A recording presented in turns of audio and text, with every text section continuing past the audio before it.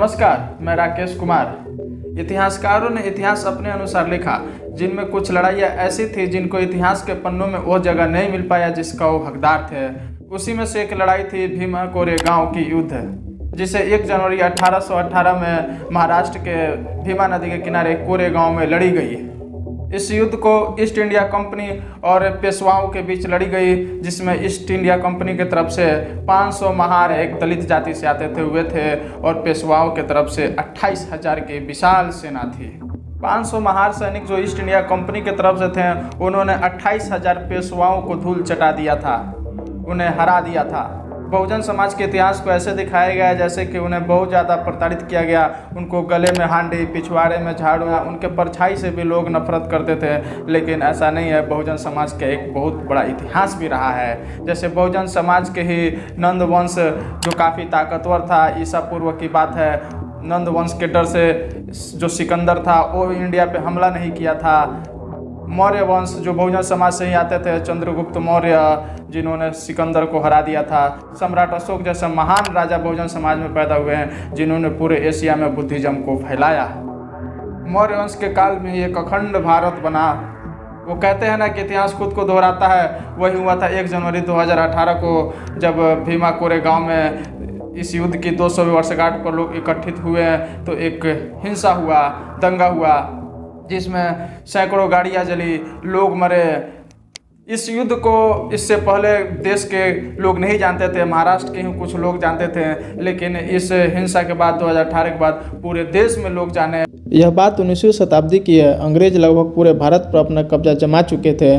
सूरत, पुरंदरपुर, बड़गांव, नागपुर, ग्वालियर, पुणे की संधि कर चुके थे। अब बारी था मराठा साम्राज्य को खत्म करके उन पर कब्जा जमाने का। भारत में जातिवाद, छुआछूत, अस्पृश्यता अपने चरम पर था, तो इसी का फायदा अंग्रेज उठाएं। वो सो कहते थे, भारत में अगर शूद्र नहीं होते तो भारत कभी गुलाम नहीं होता।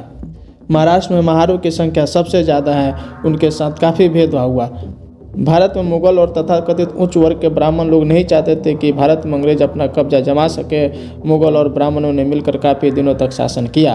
3 अप्रैल 1680 में शिवाजी की मृत्यु के बाद मराठा साम्राज्य उतना प्रभावशाली नहीं रहा, और खासकर संभाजी के पुत्र शाहू के 1708 में शासक बनने के बाद मराठा साम्राज्य का कमान पेशवा ले लिए थे। पेशवा एक पद था जो प्रधानमंत्री पद के बराबर हुआ करता था, वहीं शासन प्रशासन देखते थे। 1708 से पेशवा पद वंशानुगत बन गया, जो ब्राह्मणों के पास था। 1720 में ब्राह्मण बाजीराव पेशवा बना, जो मराठा साम्राज्य का कमान पूर्णतः अपने हाथ में ले चुका था। पेशवा काफ़ी ताकतवर थे।